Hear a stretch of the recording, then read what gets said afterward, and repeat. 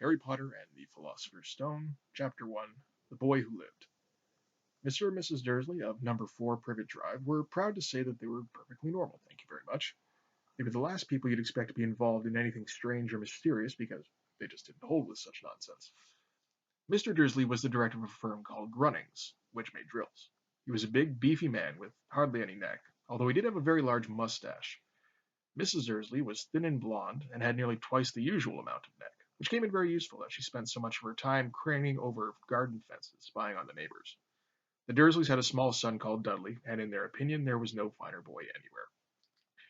The Dursleys had everything they wanted, but they also had a secret, and their greatest fear was that somebody would discover it. They didn't think they could bear it if anyone found out about the Potters. Mrs. Potter was Mrs. Dursley's sister, but they hadn't met for several years. In fact, Mrs. Dursley pretended she didn't have a sister because her sister and her good-for-nothing husband were as un-Dursleyish as it was possible to be. The Dursleys shuddered to think what the neighbors would say if the Potters arrived in the street. The Dursleys knew that the Potters had a small son too, but they had never even seen him. This boy was another good reason for keeping the Potters away. They didn't want Dudley mixing with a child like that. When Mr. and Mrs. Dursley woke up on the dull gray Tuesday our story starts, there was nothing about the cloudy sky outside to suggest that strange and mysterious things would soon be happening all over the country. Mr. Dursley hummed as he picked out his most boring tie for work, and Mrs. Dursley gossiped away happily as she wrestled a screaming Dudley into his high chair. None of them noticed a large tawny owl flutter past the window. At 8:30, Mr. Dursley picked up his briefcase, pecked Mrs. Dursley on the cheek, and tried to kiss Dudley goodbye, but missed because Dudley was now having a tantrum and throwing his cereal at the walls. Little tyke, chortled Mr. Dursley as he left the house. He got into his car and backed out of number 4's drive. It was on the corner of the street that he noticed the first sign of something peculiar. A cat reading a map. For a second, Mr. Dursley didn't realize what he had seen. Then he jerked his head around to look again. There was a tabby cat standing on the corner of Privet Drive, but there wasn't a map in sight. What could he have been thinking of? Must have been a trick of the light. Mr. Dursley blinked and stared at the cat. It stared back. As Mr. Dursley drove around the corner and up the road, he watched the cat in his mirror. It was now reading the sign that said Privet Drive. No, looking at the sign. Cats couldn't read maps or signs. Mr. Dursley gave himself a little shake and put the cat out of his mind. As he drove towards town, he thought of nothing except a large order of drills he was hoping to get that day. But on the edge of town, drills were driven out of his mind by something else. As he sat in the usual morning traffic jam, he couldn't help noticing there seemed to be a lot of strangely dressed people about. People in cloaks. Mr. Dursley couldn't bear people who dressed in funny clothes. The get-ups you saw in young people. He supposed this was some stupid new fashion. He drummed his fingers on the steering wheel, and his eyes fell on a huddle of those weirdos standing quite close by. They were whispering excitedly together. Mr. Dursley was enraged to see that a couple of them weren't young at all. Why, that man had to be older than he was, and wearing an emerald green cloak. The nerve of him! But then it struck Mr. Dursley that this was probably some silly stunt. These people were obviously collecting for something. Yes, that would be it. The traffic moved on, and a few minutes later, Mr. Dursley arrived in the Grunnings car park, his mind back on drills. Mr. Dursley always sat with his back to the window in his office on the 9th floor. If he hadn't, he might have found it harder to concentrate on drills that morning. He didn't see the owls swooping past in broad daylight, though people down in the street did. They pointed and gazed open-mouthed as owl after owl sped overhead. Most of them had never seen an owl, even at nighttime. Mr. Dursley, however, had a perfectly normal owl-free morning. He yelled at 5 different people. He made several important telephone calls, and shouted a bit more. He was in a very good mood until lunchtime, when he thought he'd stretch his legs and walk across the road to buy himself a bun from the baker's opposite. He'd forgotten all about the people in cloaks until he passed a group of them next to the baker's. He eyed them angrily as he passed. He didn't know why, but they made him uneasy. This lot were whispering excitedly too, and he couldn't see a single collecting tin. It was on his way back past them, clutching a large donut in a bag, that he caught a few words of what they were saying. The Potters, that's right, that's what I heard. Yes, their son Harry. Mr. Dursley stopped dead. Fear flooded him. He looked back at the whisperers as if he wanted to say something to them, but thought better of it. He dashed back across the road, hurried up to his office, snapped at his secretary not to disturb him, seized his telephone, and had almost finished dialing his home number when he changed his mind. He put the receiver back down and stroked his mustache, thinking. No, he was being stupid. Potter wasn't such an unusual name. He was sure there were lots of people called Potter, who had a son called Harry. Come to think of it, he wasn't even sure his nephew was called Harry. He'd never even seen the boy. It might have been Harvey, or Harold. There was no point in worrying Mrs. Dursley. She always got so upset at any mention of her sister. He didn't blame her. If he'd had a sister like that. But all the same, those people in cloaks. He found it a lot harder to concentrate on drills that afternoon, and when he left the building at 5 o'clock, he was still so worried that he walked straight into someone just outside the door. Sorry, he grunted, as the tiny old man stumbled and almost fell. It was a few seconds before Mr. Dursley realized that the man was wearing a violet cloak. He didn't seem at all upset at being almost knocked to the ground. On the contrary, his face split into a wide smile, and he said in a squeaky voice that made passers-by stare, "Don't be sorry, my dear sir, for nothing could upset me today. Rejoice, for you know who has gone at last. Even muggles like yourself should be celebrating this happy, happy day." And the old man hugged Mr. Dursley around the middle and walked off. Mr. Dursley stood rooted to the spot. He had been hugged by a complete stranger. He also thought he had been called a muggle, whatever that was. He was rattled. He hurried to his car and set off home, hoping he was imagining things, which he had never hoped before because he didn't approve of imagination. As he pulled into the driveway of number 4, the first thing he saw, and it didn't improve his mood, was the tabby cat he'd spotted that morning. It was now sitting on his garden wall. He was sure it was the same one. It had the same markings around its eyes. "Shoo!" said Mr. Dursley loudly. The cat didn't move. It just gave him a stern look. Was this normal cat behavior, Mr. Dursley wondered? Trying to pull himself together, he let himself into the house. He was still determined not to mention anything to his wife. Mrs. Dursley had had a nice, normal day. She had told him over dinner all about Mrs. Next Door's problems with her daughter and how Dudley had learned a new word, shan't. Mr. Dursley tried to act normally. When Dudley had been put to bed, he went into the living room in time to catch the last report on the evening news. And finally, bird watchers everywhere reported that the nation's owls have been behaving very unusually today. Although owls normally hunt at night and are hardly ever seen in daylight, there have been hundreds of sightings of these birds flying in every direction since sunrise. Experts are unable to explain why the owls have suddenly changed their sleeping pattern. The newsreader allowed himself a grin. Most mysterious. And now over to Jim McGuffin with the weather. Going to be any more showers of owls tonight, Jim?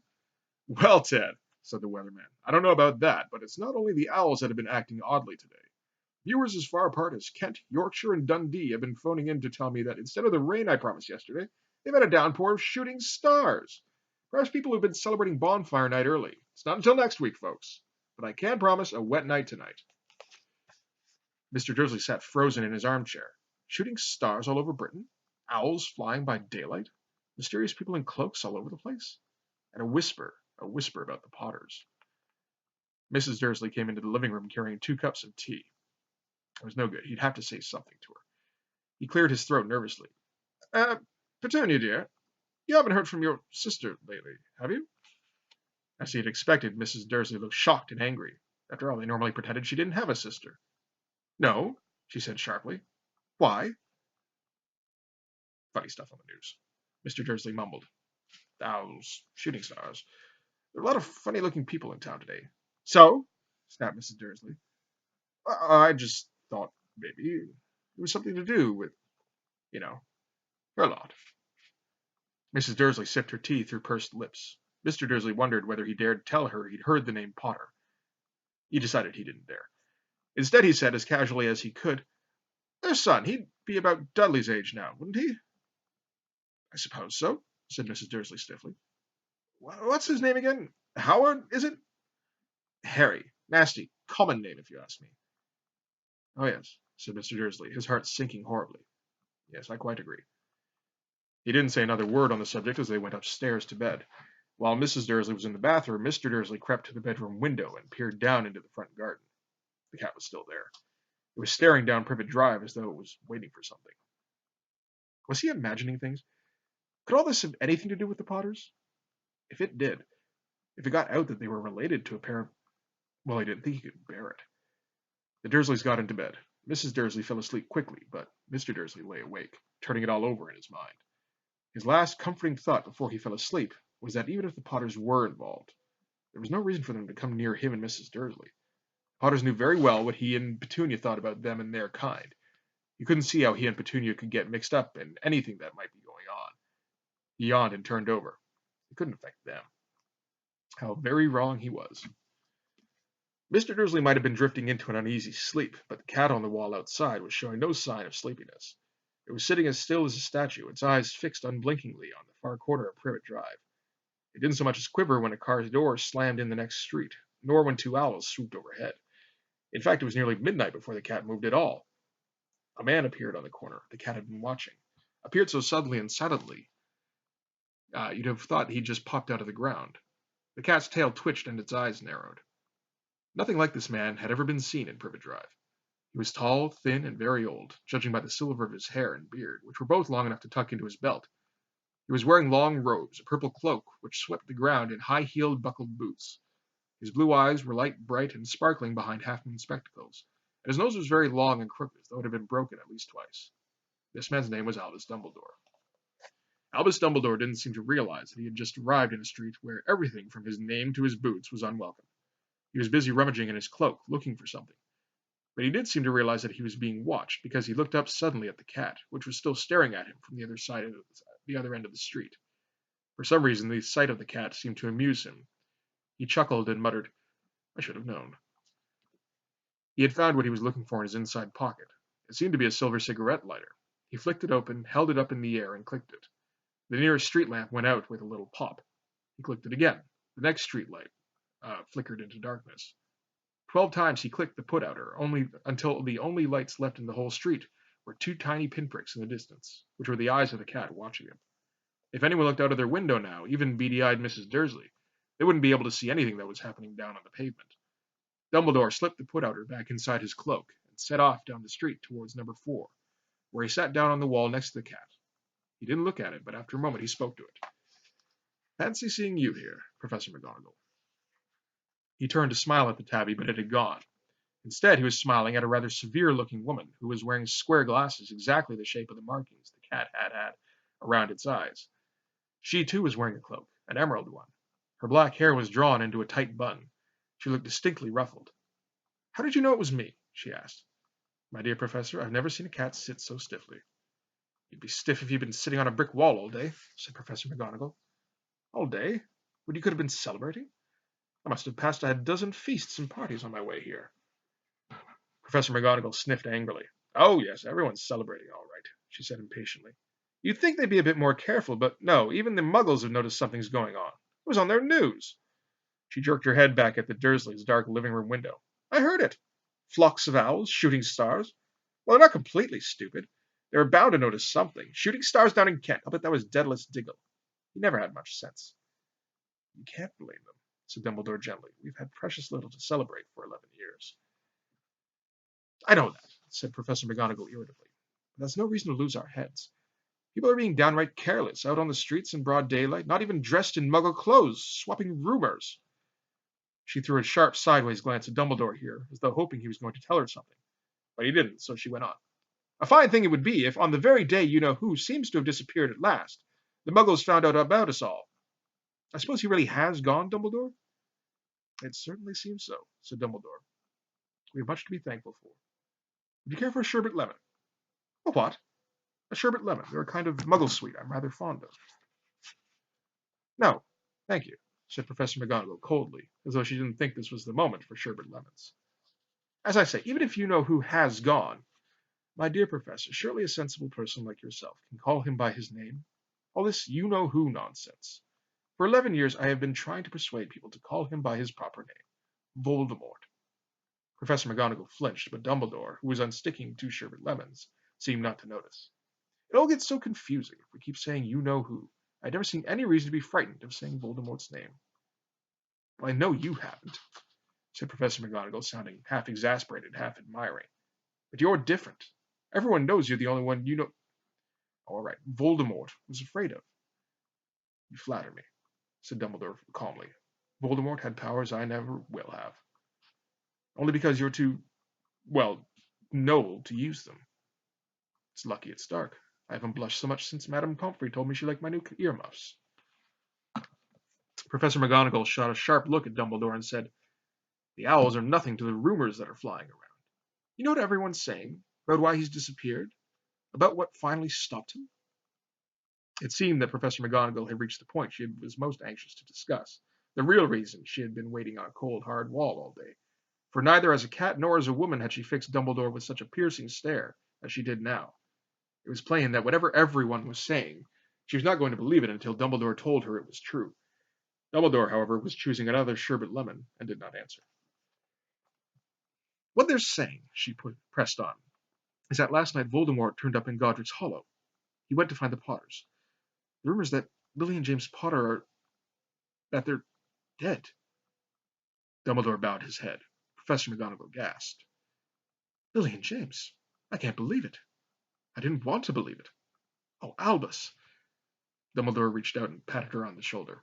I know, he said heavily. Professor McGonagall's voice trembled as she went on. That's not all. They're saying he tried to kill the Potter's son, Harry, but he couldn't. He couldn't kill that little boy. No one knows why or how, but they're saying that when he couldn't kill Harry Potter, Voldemort's powers somehow broke, and that's why he's gone. Dumbledore nodded glumly. It's true? Faltered Professor McGonagall. After all he's done, all the people he's killed, he couldn't kill a little boy? It's just astounding of all the things to stop him. But how in the name of heaven did Harry survive? We can only guess, said Dumbledore. We may never know. Professor McGonagall pulled out a lace handkerchief and dabbed at her eyes beneath her spectacles. Dumbledore gave a great sniff as he took a golden watch from his pocket and examined it. It was a very odd watch. It had 12 hands, but no numbers. Instead, little planets were moving around the edge. It must have made sense to Dumbledore, though, because he put it back in his pocket and said, Hagrid's late. Suppose it was he who told you I'd be here, by the way? Yes, said Professor McGonagall. I don't suppose you're going to tell me why you're here, of all places. I've come to bring Harry to his aunt and uncle. They're the only family he has left now. You don't mean... You can't mean the people who live here, cried Professor McGonagall, jumping to her feet and pointing at number 4. Dumbledore, you can't. I've been watching them all day. You couldn't find 2 people who are less like us. And they've got this son. I saw him kicking his mother all the way up the street, screaming for sweets. Harry Potter, come and live here. It's the best place for him, said Dumbledore firmly. His aunt and uncle will be able to explain everything to him when he's older. I've written them a letter. A letter, repeated Professor McGonagall faintly, sitting back down on the wall. Really, Dumbledore, you think you can explain all this in a letter? These people will never understand him. He'll be famous, a legend. I wouldn't be surprised if today was known as Harry Potter Day in future. There will be books written about Harry. Every child in our world will know his name. Exactly, said Dumbledore, looking very seriously over the top of his half-moon glasses. It will be enough to turn any boy's head. Famous before he can walk and talk. Famous for something he won't even remember. Can't you see how much better off he'll be growing up away from all that, until he's ready to take it? Professor McGonagall opened her mouth, changed her mind, swallowed, and then said, Yes, you're right, of course. But how is the boy getting here, Dumbledore? She eyed his cloak suddenly as though she thought he might be hiding Harry underneath it. Hagrid's bringing him. You think it's wise to trust Hagrid with something as important as this? I would trust Hagrid with my life, said Dumbledore. I'm not saying his heart isn't in the right place, said Professor McGonagall grudgingly. But you can't pretend he's not careless. He does tend to... What was that? A low rumbling sound had broken the silence around them. It grew steadily louder as they looked up and down the street for some sign of a headlight. It swelled to a roar as they both looked up at the sky, and a huge motorbike fell out of the air and landed on the road in front of them. If the motorbike was huge, it was nothing to the man sitting astride it. He was almost twice as tall as a normal man and at least 5 times as wide. He looked simply too big to be allowed, and so wild. Long tangles of bushy black hair and beard hid most of his face. He had hands the size of dustbin lids, and his feet in their leather boots were like baby dolphins. In his vast muscular arms he was holding a bundle of blankets. Hagrid, said Dumbledore, sounding relieved. At last. Where did you get that motorbike? Borrowed it, Professor Dumbledore, sir, said the giant, climbing carefully off the motorbike as he spoke. Young Sirius Black lent it to me. I've got it, sir. No problems, were there? No, sir. House was almost destroyed, but I got him out all right, before the muggles started swarming around. He fell asleep as we were flying over Bristol. Dumbledore and Professor McGonagall bent forward over the bundle of blankets. Inside, just visible, was a baby boy, fast asleep. Under a tuft of jet-black hair over his forehead, they could see a curiously shaped cut, like a bolt of lightning. Is that where... whispered Professor McGonagall. Yes, said Dumbledore. He'll have that scar forever. Couldn't you do something about it, Dumbledore? Even if I could, I wouldn't. Scars can come in useful. I have one about myself above my left knee, which is a perfect map of the London Underground. Well, give him here, Hagrid. We better get this over with. Dumbledore took Harry in his arms and turned towards the Dursleys' house. Could I say goodbye to him, sir? Asked Hagrid. He bent his great shaggy head over Harry and gave him what must have been a very scratchy, whiskery kiss. Then suddenly Hagrid let out a howl like a wounded dog. Psst! Hissed Professor McGonagall. You'll wake the Muggles! Sorry, sobbed Hagrid, taking out a large spotted handkerchief and burying his face in it. I can't stand it. Lily and James dead. Poor little Harry off to live with Muggles. Yes, it's all very sad, but get a grip on yourself, Hagrid, or we'll be found, Professor McGonagall whispered, patting Hagrid gingerly on the arm as Dumbledore stepped over the low garden wall and walked to the front door. He laid Harry gently on the doorstep, took a letter out of his cloak, tucked it inside Harry's blankets, and then came back to the other two. For a full minute the three of them stood and looked at the little bundle. Hagrid's shoulders shook, Professor McGonagall blinked furiously, and the twinkling light that usually shone from Dumbledore's eyes seemed to have gone out. Well, said Dumbledore finally, that's that. We've no business staying here. We may as well go and join the celebrations.